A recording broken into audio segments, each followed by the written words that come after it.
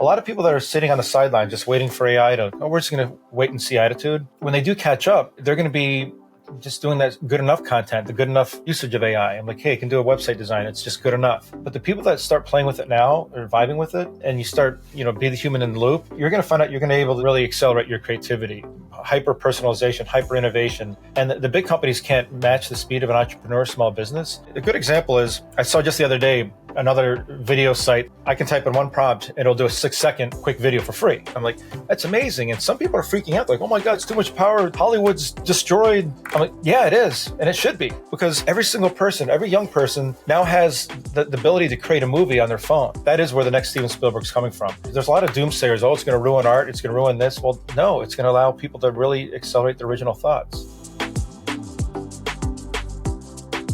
Hello and welcome to the Conspiracy of Goodness podcast. I'm your host, Dr. Linda Ulrich, and I'm also the co-founder of the mothership website of this podcast over at the Goodness Exchange. There's thousands of articles about what's right with the world there. Not puppies in mailboxes stuff, but real signs of hope, innovation, leaps in human progress that we just aren't hearing enough about on the negative noise and the internet, social media, all that.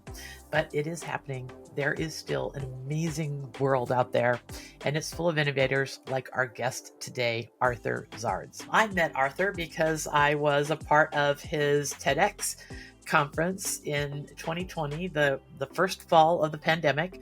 Arthur is the owner of one of the oldest and the largest TEDx licenses in the country.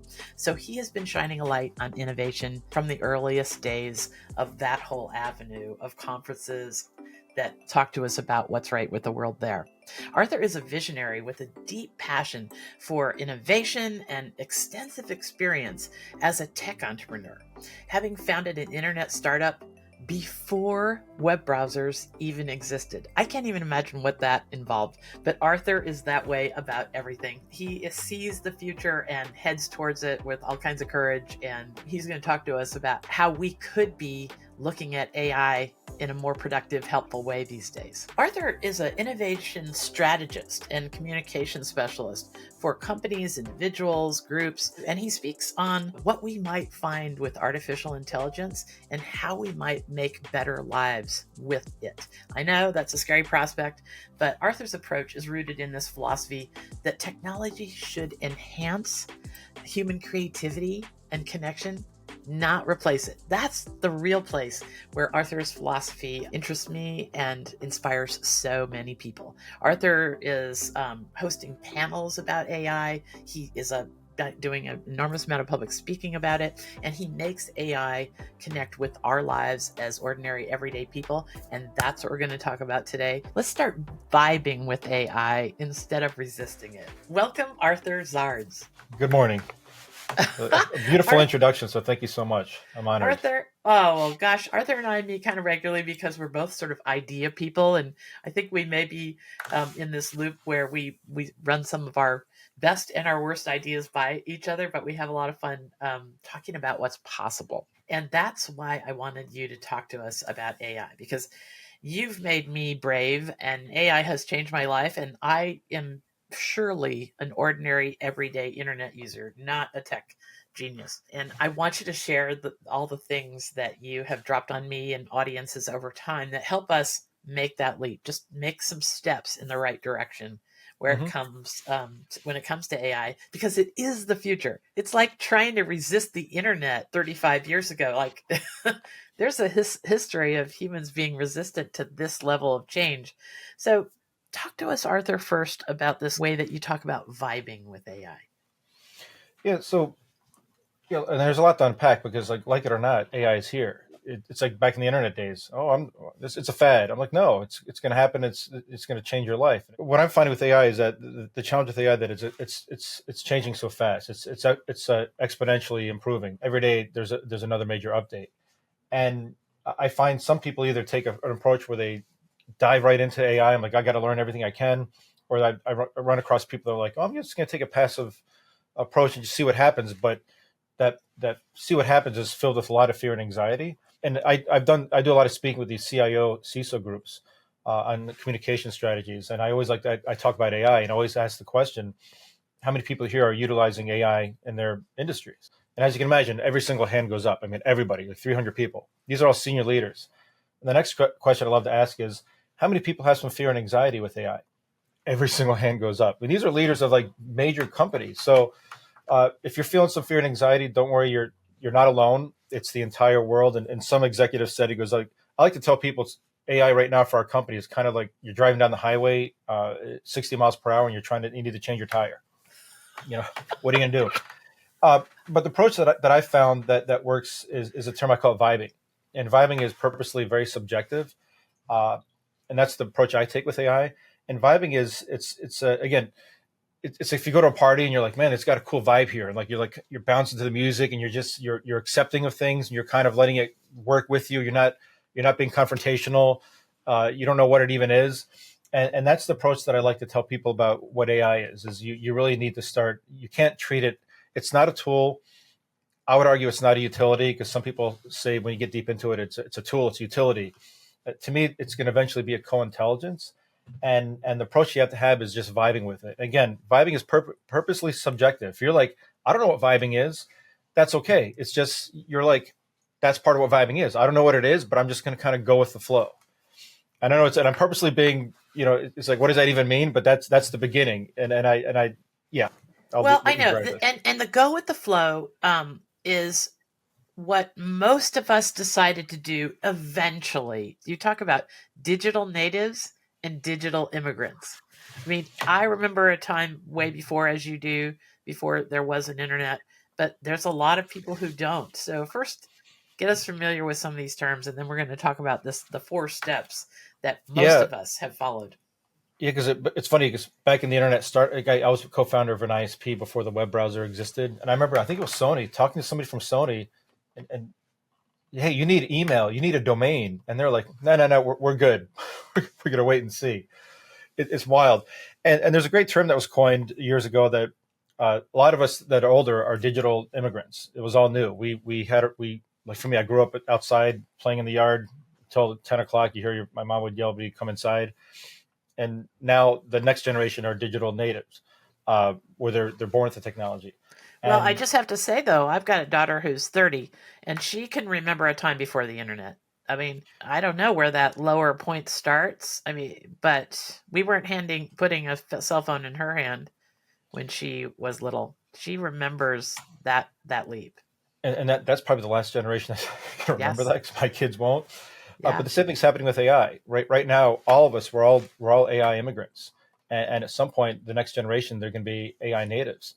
And I don't want to go off topic, but I'm starting to do some research on topics where, it's funny. If you're our age and you're talking to younger people, they're like, "How did you have to memorize a phone number?" Yeah, and there's a concept called like historical amnesia, and there's a different terms for this where the digital immigrants and digital natives there is a communication gap, and it's harder for people to understand a life of like human beings that didn't have even telephones. How do people exist? How is information shared? It's fascinating. This brings in this is part of the reason for the fear and anxiety because the technology of AI is improving so quickly. That's one of the downsides of it is that this digital AI native AI immigrant contrast is going to get more difficult for people to understand. And again, the people that are born right now, 20 years from now, they're going to say, how in the heck did the world exist without AI, let alone the internet? Right. It's just well, wild. Okay. So this is a good point for me to share why I thought to record this episode with Arthur. A week and a half ago, I was in my cell phone carrier's place down in Burlington, Vermont, and I spent, how you do when you go into a place to fix your phone.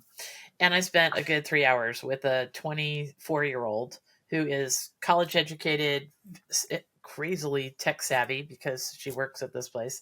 And she hates AI. She hates everything about the future. The future she's thinking we're headed for. And I thought, whoa, wait, you're supposed to be the generation that's just natural at all this and just absorbs whatever's coming. And in the same day, I talked to a 40-something author, artist, college professor. He had the same opinion. And then I was talking to somebody my age who had the same opinion. So there's something about AI that's different. Because across the spectrum, we've got some generational apprehension about this and distrust and things. Talk to us about what's different about AI than previous leaps in progress in technology. No, it's a good question. The first thing to understand is, and this is where people don't, AI is not, it's not intelligent, at least not yet. It's not smart. All AI is, it's a large language model.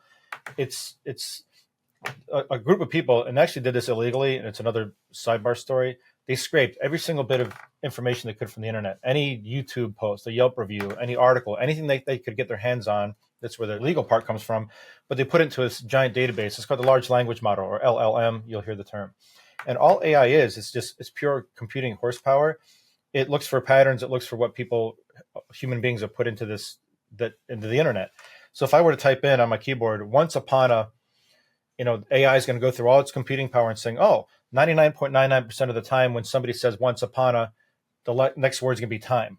And it's going to say time, which is, so when people do content writing, that's all AI is. It's just saying, oh, most people would do this, or this is what the average person would do, or I've seen patterns where people are going to do this. That's what the large language model is. But what's different about AI versus the internet startup days is the speed of the innovation.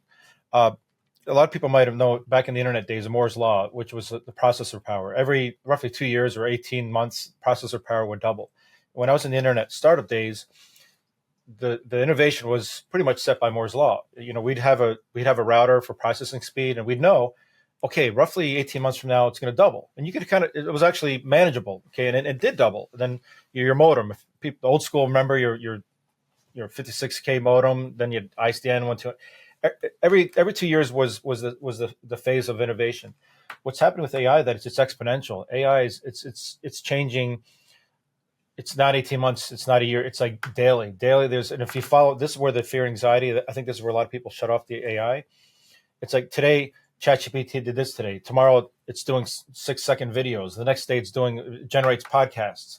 It's changing so fast, and human beings, we can't adapt. We're biological beings. We have our own innovation cycles, or our own biological cycles to adapt to new information is somewhat stable because we're human beings, and the AI is just getting quicker and quicker and quicker and quicker and quicker. And if I were to sometimes use a visual with a magnifying glass, you go quick, and you look, and then you see the same thing, quick, and there's a lot of fear and anxiety that comes from that, because it's like I follow AI pretty closely, and like I took like a week off of not paying too much attention to it, and I come back, I'm like, oh my gosh, what happened? It's like the world changed in 1 week, and that's the scary thing.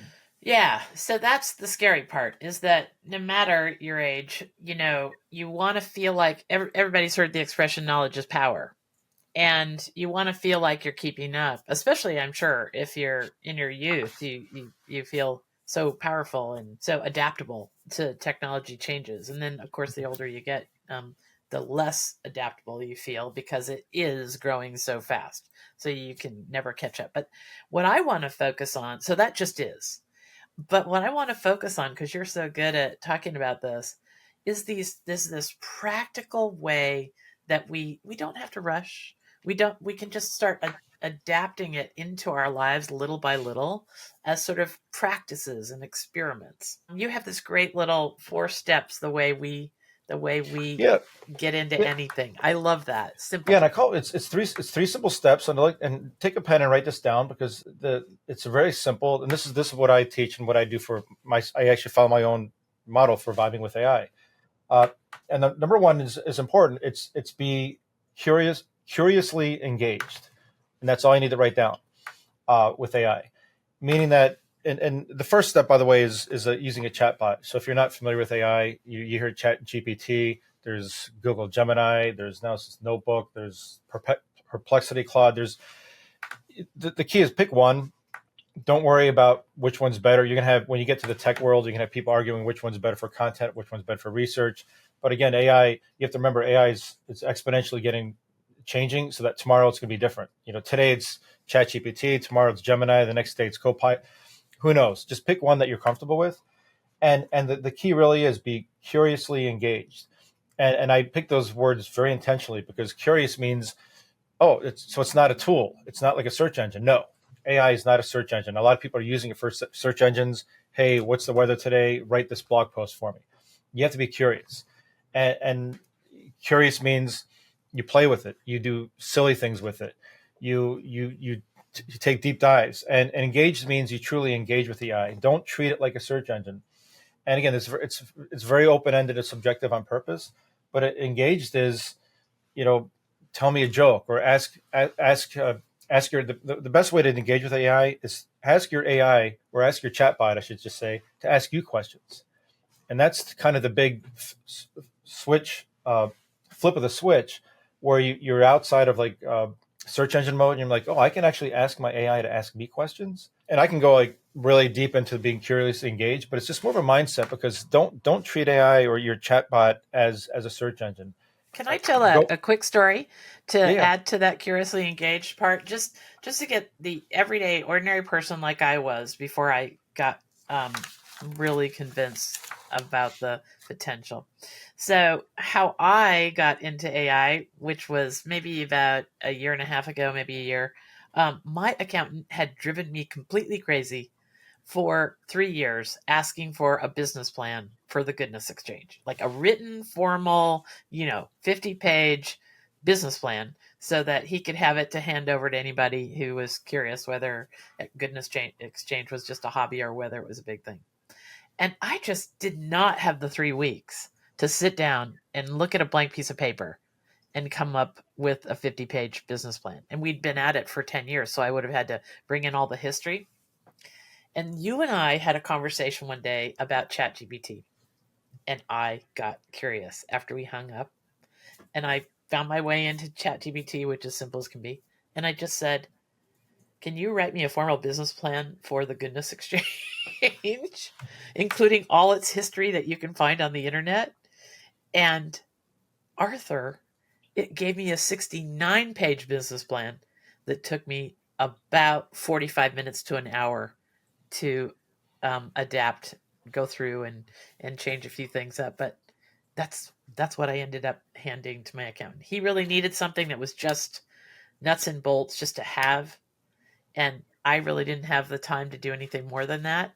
And there, I was hooked forever. It saved me. I love 3 that weeks example, because the challenge for people that are not familiar with AI, when you say curiously engaged, it's almost paralysis through analysis, because where do I even start? Can you write a business plan? I have a link for 21 Vibe with AI 21-day challenge that shows you different perspectives. Like, I use AI for cooking right now. It's amazing. I'm like, hey, I need it again. Curious. Like, do you know any recipes? I'm like, hey, can you make me like a beef burgundy? I'm like, hey, and it was, for me personally, I don't have to go through like long life stories and pictures of ads popping up for recipes. It just gives me the recipe. Then I'm like, well, how about my wife's gluten free? What can I want to do some hamburger buns, the bread machine. What can I substitute for gluten free? And you start engaging with the AI, because AI it really is going to be a co-intelligence. Some people call it the third brain, where the first brain is human intelligence. So it's all of us, collective humans. The second brain is all human knowledge, libraries, data, internet, everything that's outside of our biological human beings. The third brain is computing power. And that's why you're hearing, like, I think Mike in the news, the 3 Mile Island is firing up another reactor for 20 years. It's just for Microsoft, just for data center, just for data, just for AI. So all this computing power is going to be feeding this third brain. But the key is to get out of this mode of that it's a search engine. And again, be curious. Ask it a question like, hey, write a business plan, and then talk to it like it's a co-intelligence. Be curious, saying, hey, I don't agree with half of this. What am I missing? Or I want you to ask me some questions to make this business plan more relevant for ABC. And you'd be surprised when you start asking it to ask you questions. You're like, oh, the AI is asking me questions now. And basic chat GPTs right now, or chatbots, I call them, have memories. And one thing you're going to see, I don't want to get too deep on this, is that the memories, as more computing power comes into AI, the memories are going to get longer and longer and longer. And I use like a paid version for one of the chat GPTs, and I was asking it for a lesson plan for some of my content. And it came up with stuff that I'm like, this is like right out of my head. I'm like, how did you do that? It says, well, previously you talked about the swarm effect, and I thought this might be relevant to what you've been doing earlier. And that was like a couple of weeks earlier. I'm like, oh, now it's got a memory. Now, that was my back and forth. That was my back and forth with ChatGPT that day. It printed out this amazing 69-page business plan. It was all outlined. It's opened with what the outline was, and it was just spectacular. But it didn't have some details in it. So I said, what kind of things would an accountant ask me for? See, perfect. And and, then and I just kept going deeper with it, like it was a real person. It was, you could ask it to, and you could ask it to ask you questions. Hey, what questions can you ask me to make this yes, business plan more relevant? And then you find out yes. that, oh, it's asking me this question. I never thought of that. And it was And referring to I've been interviewed many, many times on other podcasts and in the news and stuff. And it was referring to that. It was unbelievable. and Okay. So then but with I want to give people kind of a curiosity, another. So the next day I was all full of hubris. So to your point about practicing, I had a friend who lost a dog, one of those dogs that you have for 18 years, and it's mhm. just the deepest thing in your heart. And man, I was having trouble writing her a condolence note because she was having a horrible hard time. And so I said, ChatGPT, what could I say to this person? She's a very intellectual person about sharing a life with a dog, sharing the most important chapters of your life with a dog. Oh my gosh, the answer I got back was extraordinary. And now I didn't press, that's not what I used, but it kept me from staring at the blank page, like with the example of the business plan.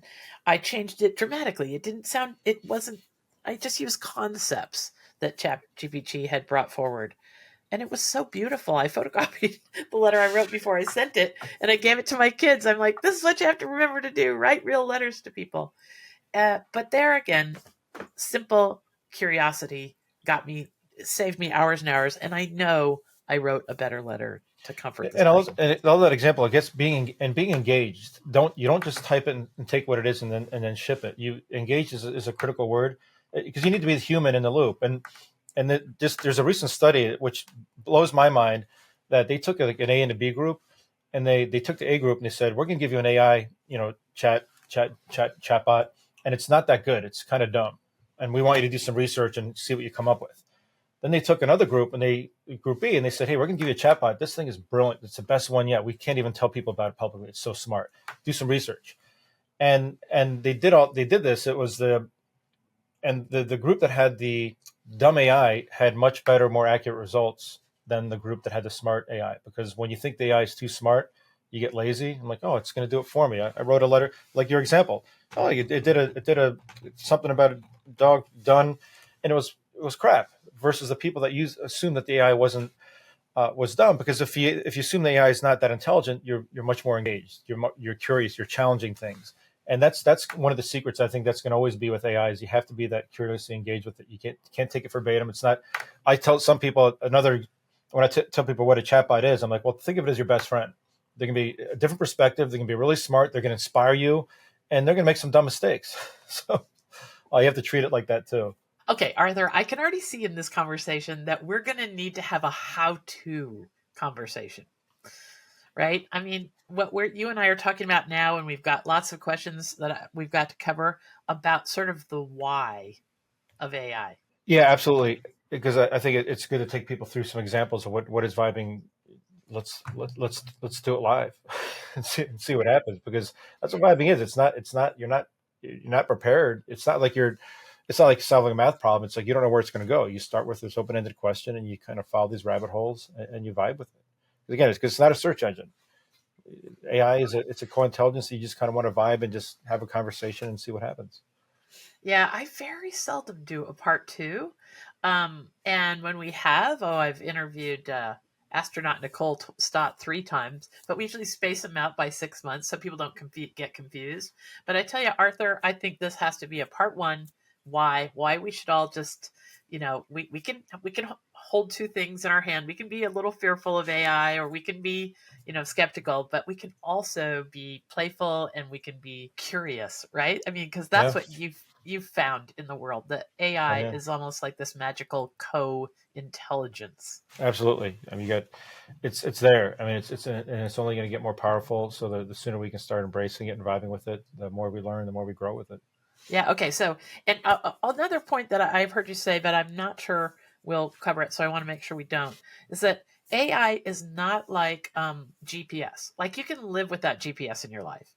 You can live. There's all kinds of brand new technologies that you can decide. You can probably even live with email not in your life these days. But AI is going to be like so ubiquitous. You explain it better than I do. It's going to be just the way our lives work, right? Yeah, I mean, similar to the internet. You talk to younger generations, and they're like, how did they can't believe that I actually grew up in high school without the internet. They're like, how did you live? How did the society function? There's actually a term for that. I went down a deep rabbit hole with AI. It's like historical blindness, because technology is forcing people to not realize how did the world run. But you are going to see AI. I used AI to help me come up with an AI dependency model that I would say like 5 to 7 years, maybe it's a little bit longer.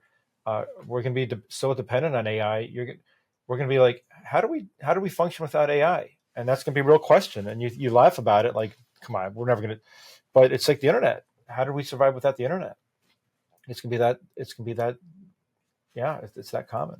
Okay, so we're going to make this episode about the why and share all the possible magic with everyone. And then in part two, we're going to invite people to go on a little how-to journey with us, because that's one of the things that is sort of like a conversation in real time. Arthur and I are going to show you all kinds of applications for AI in your own life, and how I got started as an everyday person. Arthur is, of course, an expert, but he has a wonderful way of backing things back so that he can meet us where we're at. We still have to use our critical thinking. You don't just swap something off the chat GPT and use it in this world. We're going to No, be able to tell who used critical thinking with what so it's they funny you bring got. that up, because when I do the presentations, I ask people. This just happened last week. I ask these big groups. I'm like, I want you to raise your hand if you've ever read an email, blog post, LinkedIn post, and you can tell it was written whole or in part by AI. Even my hand goes. Everybody's hand goes up. All right, great. Second question: raise your hand if you've ever used AI to write an email, a blog post, or a LinkedIn post. Every single hand goes up, and everybody starts laughing. Uh, there's a fight right now. So I'm really passionate about content in AI.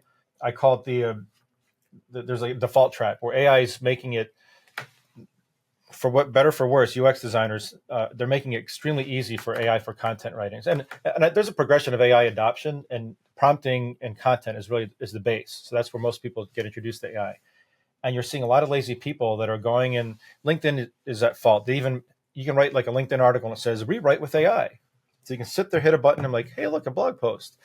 But you have to remember, AI is a large language model. It takes the general knowledge of all humanity and says, oh, most people would do this, most people would do this, most people would do this. So when you follow that for content, what do you get? You get something, I call it just good enough content. Hey, that's what the consensus of humanity would do, then it's good enough. But if you start, and I think everybody watching this, even if you don't use AI, you can start telling now with articles that you're reading, that seems kind of boring and bland. I bet you yes, it was written by, if you think it's written by AI, it was written with AI. AI, and another rabbit hole, the word delve. There's certain words that AI, it's called AI induced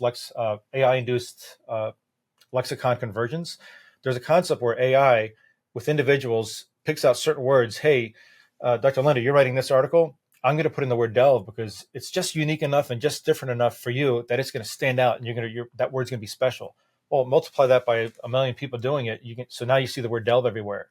And there are these words that are coming up in our lexicon that are all AI generated that human beings would never use. And there's a study showing that word before AI was not that common, and it jumped up 86% in usage when AI came around. And you're going to see these cycles of boring content. Again, this is where I have to be careful of these rabbit holes. But you can't be lazy, because if you just write content, you hit AI rewrite it, hey, that's good enough. Well, now you're competing against good enough. And what you're going to see is a lot of bad writers are right now instantly good enough writers. So you're seeing a lot of good enough content. If you can leverage, like in your example, to take that content and put your own personal spin onto it and to use your own original voice, that's where the magic happens with content and AI. And I call it the age of originality that we're going into, where AI is the original ideas are going to flourish. If you have original ideas, if you're an entrepreneur and you have unique perspectives, AI will be a great tool to bring that to the marketplace, because you're going to see a lot of people that have just good enough content, uh, which is happening. It's already happening right now. You're seeing a lot of blind. Go on LinkedIn, you're going to see a lot of posts, and you're like, oh, that image was AI. That was another AI image. That's another AI post. That's another AI post, and it's just all boring. That's the number one thing. The younger gal that I was talking to about AI, the 24-year-old, really she could see right through it. and she didn't like what it was doing, the position it was putting people in with the negative aspect of creativity that can happen. But we're going to talk about all this. We've got so much to cover here. Okay, we're going to take a break, and we come back. We're going to talk about this age of originality that you're talking about, because that's the place that I see the potential. What it would have taken me to get that business plan 3 weeks of my life, day after day, to something even marginally okay. That saved me all that time. So I could Yeah. just spend my time on the critical thinking part. So I think that's where the whole thing came to life. This thing, I actually was very proud of it after. Okay, but we're going to talk about the age of originality. We're going to talk about this vibing with AI more naturally and how we bring it into our life as a practice. I love this "be the human in the loop" comment that you're always making. Okay, let's take a break. When we come back, we'll talk more with Arthur Zards. You know how the constant negative noise in our digital lives feels like it's reaching a boiling point? Now, many of us have tuned out the news and social media almost entirely. Well, it doesn't have to be that way. There are newsworthy stories about amazing progress, innovation, leaps in human potential, and wonders in the natural world, and they're just not reaching the top of our feeds. We can have access to this, but none of us has the time or maybe even the emotional stamina to search through all the doom and gloom news to find what's right with the world.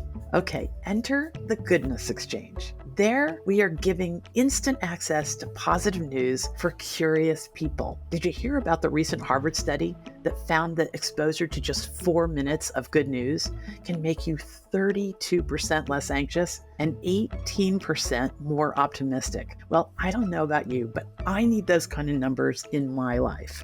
So, if you want to live with more joy and way less fear, it's really simple. First, you join us at the Goodness Exchange. Everyone around the world has the opportunity to access this kind of content. And we've promised no politics for about a decade, so you're safe from all that distraction as well. Second, you allow this new, more positive, balanced worldview to put a spring in your step again. It can change the way you react to your kids, your coworkers, everybody you come in contact with. And the stories we write about can make you the idea person in your circles. These challenging times call for us to wake up and take control of our perspective. The people who use the Goodness Exchange have the ability to react to the harshness of the world much different because they know way more about what's right with the world. And that's a resource. So subscribe to the Goodness Exchange, our YouTube channel and the podcast, and use this content to live a more expansive worldview. It is still an amazing world out there, and you can be a part of it. Welcome to the conspiracy of goodness. Okay, we're back with innovation leader Arthur Zards. Arthur speaks all across the United States to folks about bringing our AI intelligence up to speed so that we can feel like it's this wonderful addition into our lives, because that's the bottom line of what I've always heard you talk about, Arthur, is how we will have the downside, that there will be lots to the downside of AI, just like every other human innovation. But you're talking about the upside, the potential, the landscape that's open to us if we consider AI our third brain. So let's talk about some of those, this concept of be the human in the loop. That's kind of where we left off. Like, why shouldn't we be afraid of AI? With this coming age of originality, it's really a tool. And somebody else had another way of saying this, age of originality, that it's allowing us as individuals to take a lot of our to-dos to let AI do that, so you can have your to-thinks. And you have the perfect example, because if you're doing something and you have a lot of to-dos, let the AI do that, so it can focus on what you're good at, what's your original thoughts, what's your original ideas. Because a lot of people that are sitting on the sideline just waiting for AI to, we're just going to wait and see attitude. When they do catch up, they're going to be just doing that good enough content, the good enough usage of AI. I'm like, hey, I can do a website design. It's just good enough. But the people that start playing with it now or vibing with it, and you start, be the human in the loop, you're going to find out you're going to be able to really take your creativity and really accelerate your creativity, hyper personalization, hyper innovation. And the big companies can't match the speed of an entrepreneur, small business. So it really is, it's an amazing feature. But here's what's happening. And a good example is I saw just the other day another video site that says, hey, and I do this in demonstrations for webinars with it. I can type in one prompt and it'll do a 6-minute video, 6-second quick video for free. I said like a bunch of executives on a boat down the Amazon River, and there's this beautiful river, and they're going down. I'm like, that's amazing. And some people are freaking out, like, oh my God, that's too much power. Hollywood's destroyed.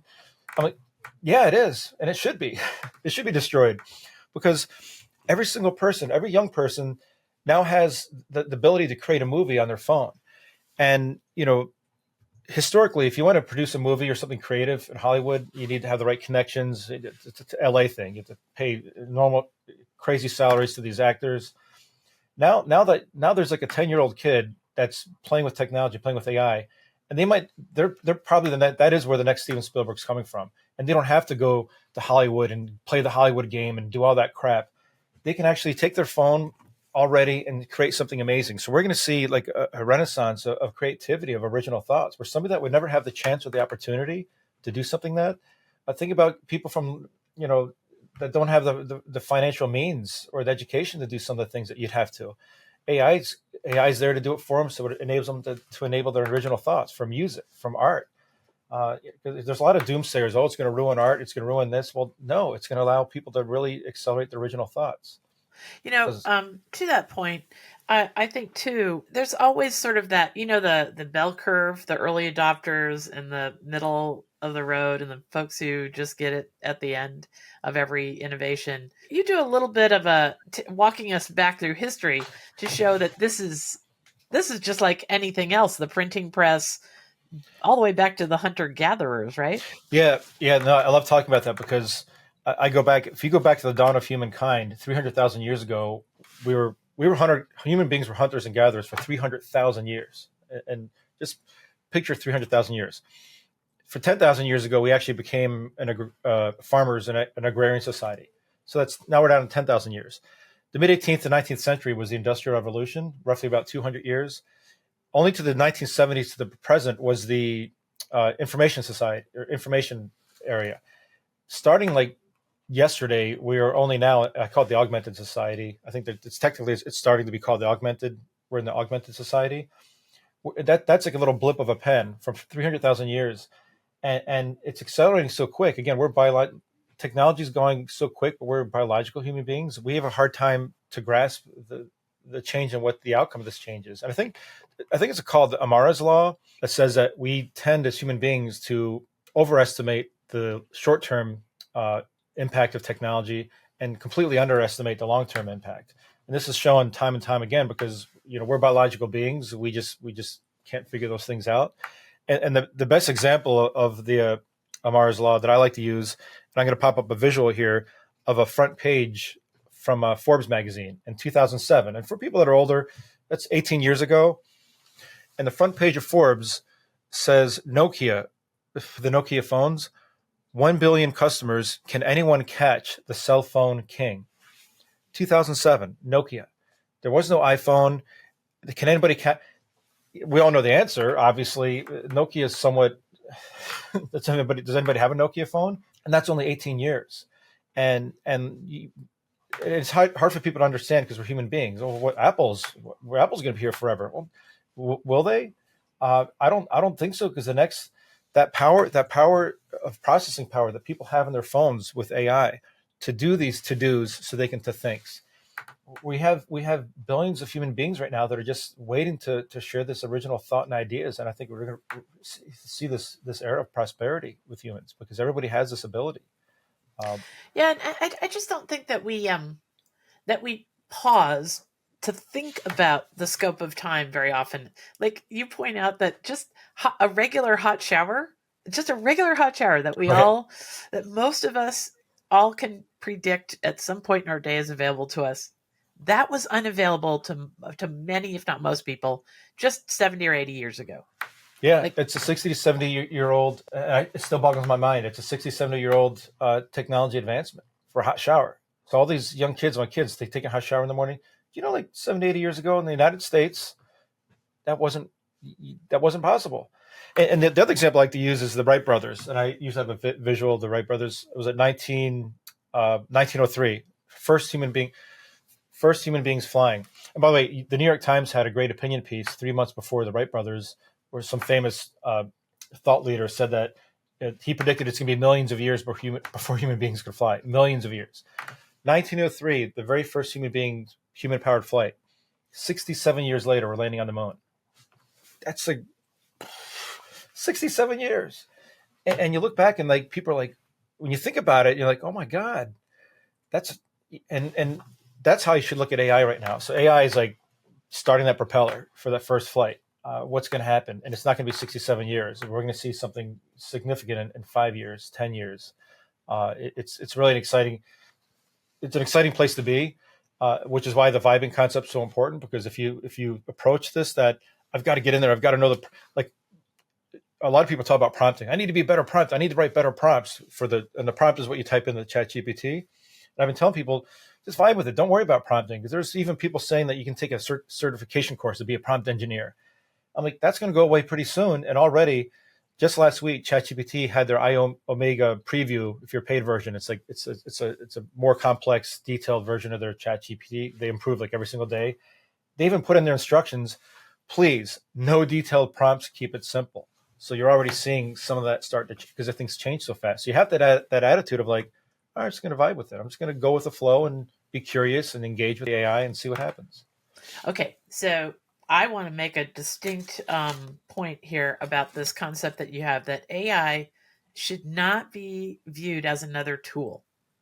Like almost everything we've been through since the dawn of the digital era, it's been adding tools to that toolbox, to how we can use it to better advantage. But this is not another tool. It's something separate. It's augmenting us. It's like any of the crazy good technologies you see sometimes on the internet that make people can sit in this body kind of armor thing. It makes them 10 times as strong. They can lift giant boxes and stuff.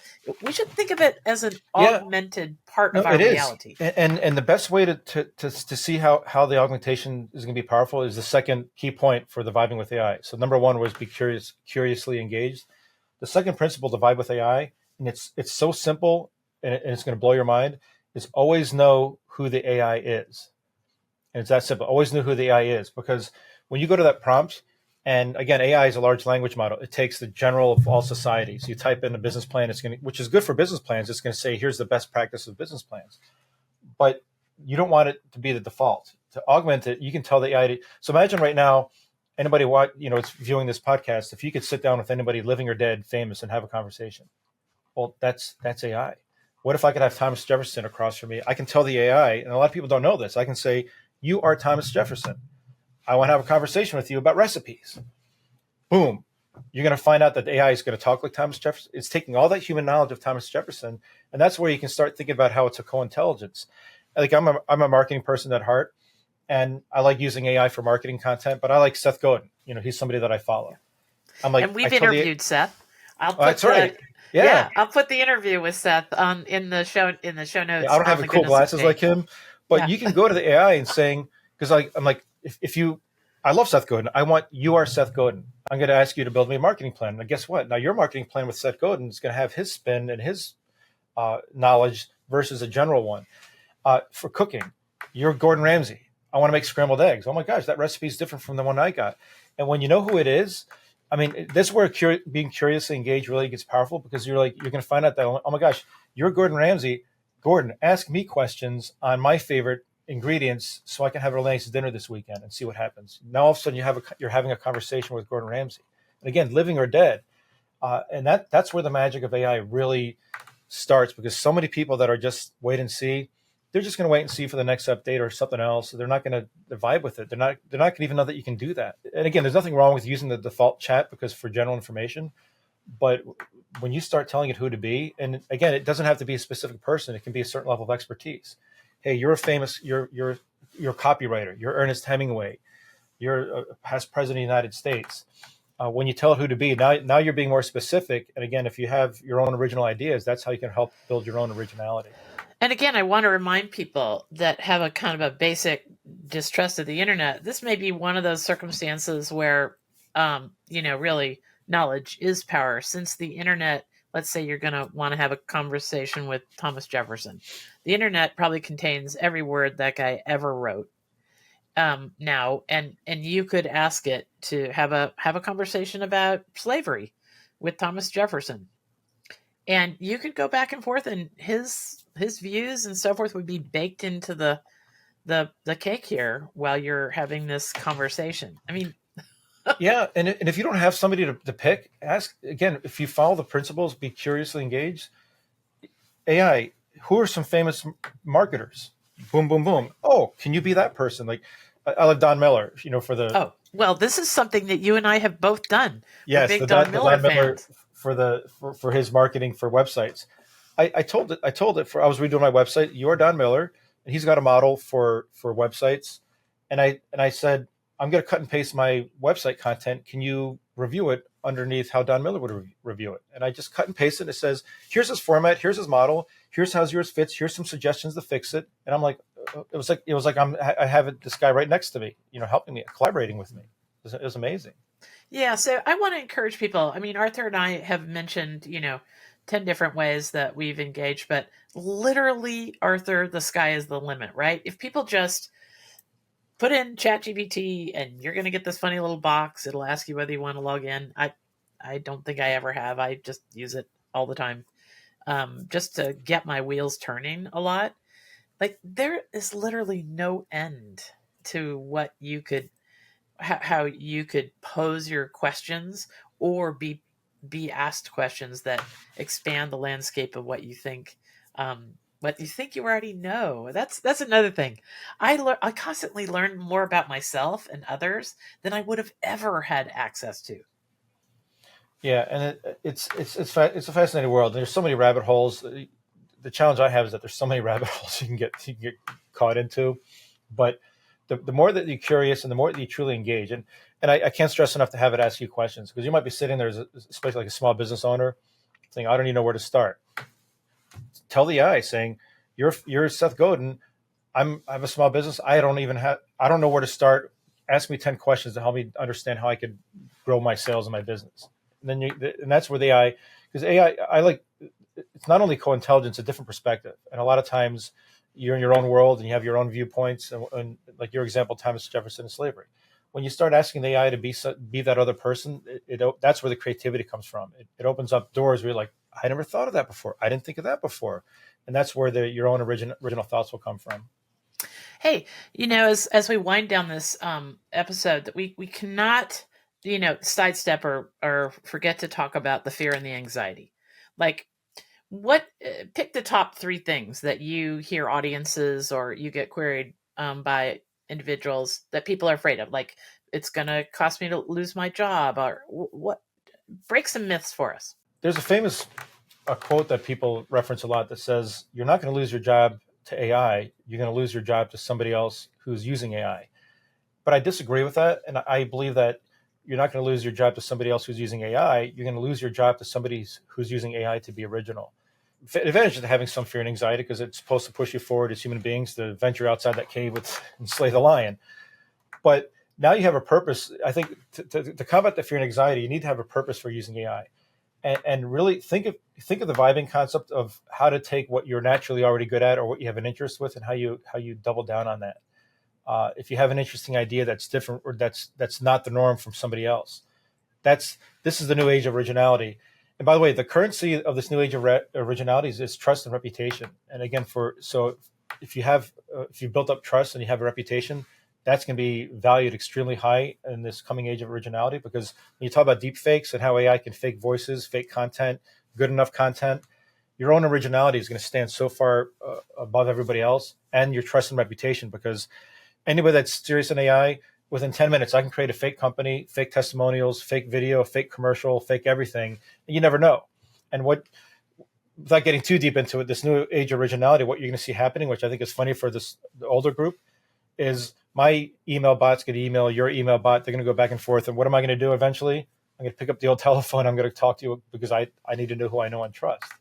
Um, but the fear and anxiety, it's you have to have that vibe approach because it's going to be changing every day. Tomorrow it's going to be another summit company is going to come out. It's going to be on the news everywhere. $100 billion investment. And they're not going to be that much different. You need to start using it. I like the concept I like to use is we have to take the model of we're all going through uncharted progress with AI because everybody's in the same boat. When I talk to these, it's actually refreshing for me to see these big leaders of CIOs and CISOs all raising their hands saying they have fear and anxiety with AI because they don't know what they're doing. I've yet to meet somebody that says, we know 100% what we're doing. They're all like, hey, we're playing with it. We're not sure where it's going. But you have to have that entrepreneur mindset of uncharted progress where there is no direct path. There's not going to be a direct path. If you're sitting on the sidelines and like, I'm going to wait a couple months and then play with AI, well, then you're going to be you mush together with all the other people that are waiting, and then it's going to be good enough for whatever it is. Play with it, vibe with it. It's all uncharted progress.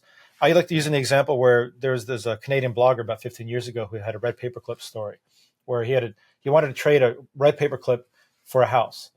And like, how in the heck's that going to happen? It's actually a really great story. He traded up. He took his red paperclip, traded it for a pen, traded it for an old generator, traded it for a party in a box, traded it for a snowmobile.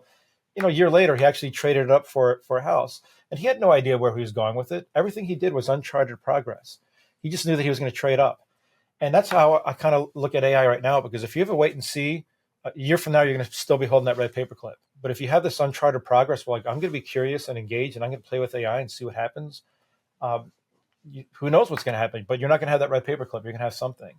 Yeah, I'm going to give people, I should mention this, there will be a full article written about this at the Goodness Exchange, where the Conspiracy of Goodness podcast lives there.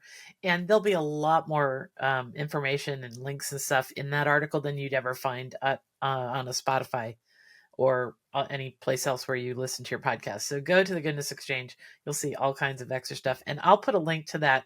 That's a TED Talk, a very famous TED Talk about the red paperclip trade for a house. I'll put that there because that is one of those small talks on TED that make you think that anything is possible. And AI can make that so much easier. That's the beauty. That should combat the fear and anxiety. And okay. I want to just hit one of these. You've spoken to us about deepfakes.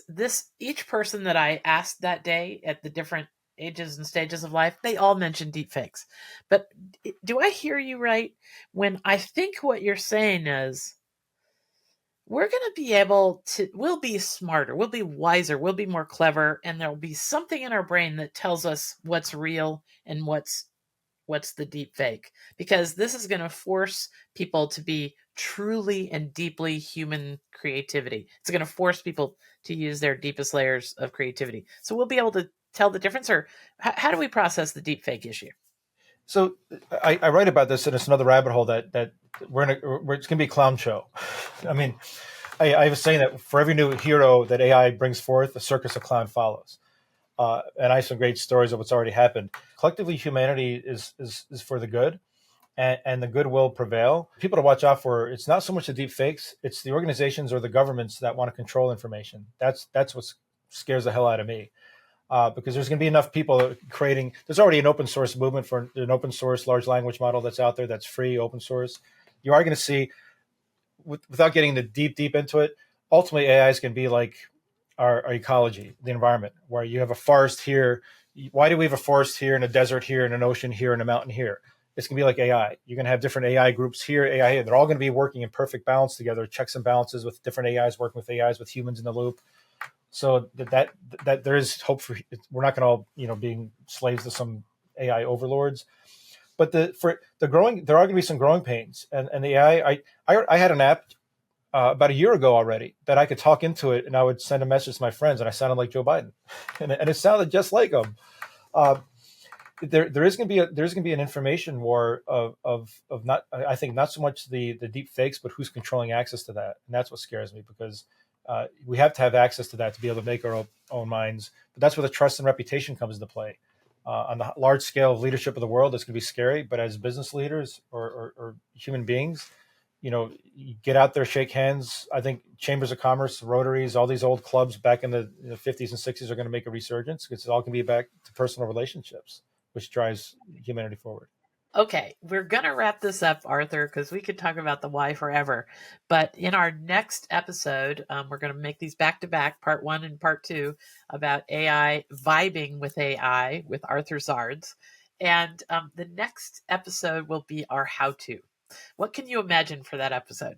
That'll be exciting because I think it's important for us to even like share a screen. Let's put up a chat GPT and actually do some vibing in real time without a lot of preparation of like what we're going to show how you and I both, we've discussed how we use AI to give people some ideas of what is vibe looking at, but what does it really mean to vibe? Because you can say it, you can tell people all they want, but until they actually see somebody do it or try it themselves, I think a lot of people are going to go like, now I get it. Yes. Because I keep saying it's not a search engine. You don't just go into it, type something, you ask questions, you ask it to ask you questions, you start vibing with it, and you're like, oh, now I get it, and it'll be fun to take people through some examples.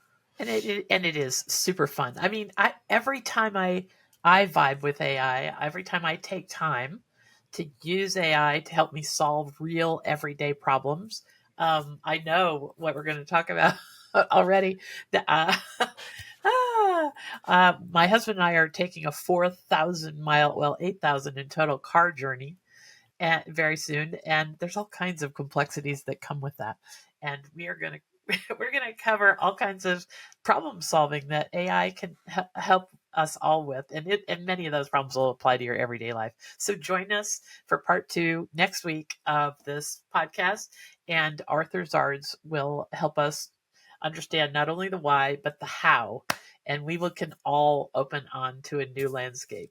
As we wrap up here, I always like to ask people if there was just, if there's just some core last thought that they want to leave us with.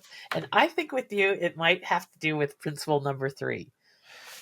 Yeah, no, yeah. Principle 3 is simple. It's practice daily, and this is where the vibing comes into play. Think of AI right now as brushing your teeth. A lot of people, when you think of AI as a tool, it's like flossing, where you do it once and then you don't do it for 6 months. And I can't say this to you because, and you, oh no, I do floss. No, you don't. Make it a habit. 10, 15 minutes a day. Again, and the one powerful thought I'd like to leave people is just think in your head, vibe with AI. And again, vibe is purposely subjective. You might think of vibing as, well, vibing for me is I'm just going to go to Google and saying, is there any news in AI? That's perfect. Vibing might be, well, I'm just going to go to the vibe and ask it a question or something. I'm going to have some fun with it. I'm going to be stupid with it. Perfect. Vibing to you might be, well, I'm going to ask it about some musicians because I want to know about some.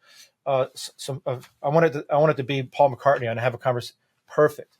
Just I want that mindset where you're just vibing with it. You're not there to create a new website in 10 minutes and grow your 10x your business with. No, you're just vibing with it. It's a co-intelligence. You're being curiously engaged. You know who it is, and you're practicing it daily. And then if you just start vibing just for a little bit, you're gonna start picking up on certain things. I guarantee you're gonna have a moment fairly soon. You're gonna go, I get it, and then you're on your way. That's exactly what happened to me. I can't thank you enough for kind of being the beginning of that so long ago, because it's changed my life dramatically. And I wanted to interview you so that other people might get the same courage about dabbling in vibing that you've inspired with me. Thank you so much, Arthur Zards. No, it's a pleasure. Arthur, I'm sure people are going to say, oh, goodness, my company needs Arthur to come and chat with us, or I've got a group that would love to hear Arthur speak. Where can people connect with you? Yeah, the best way is my website. It's labz.io. And I have a bunch of blog posts where I talk about the AI and the integration, about the clown show, about narrative intelligence and what's happening with AI. But definitely, you can do the www if you want, but it's labz.io. Okay. Well, follow me on LinkedIn. I'm a big LinkedIn person. You can find me with my name. There's not that many Arthur Zards. I'm the only one. So yes. And that is true from many, many angles. You are definitely the only Arthur Zards. Well, thank you so much. Have a great day. And I hope all the interesting concepts that Arthur and I laid on you today will help you through your week, and you'll start finding all this joy. Yes, there will be some drawbacks, maybe large ones to AI, but there will be some joy, and there will be some beauty, and there will be some advancement in human potential. And that's the feeling I wanted you to get out of this interview. Thank you, Arthur. Thank you so much.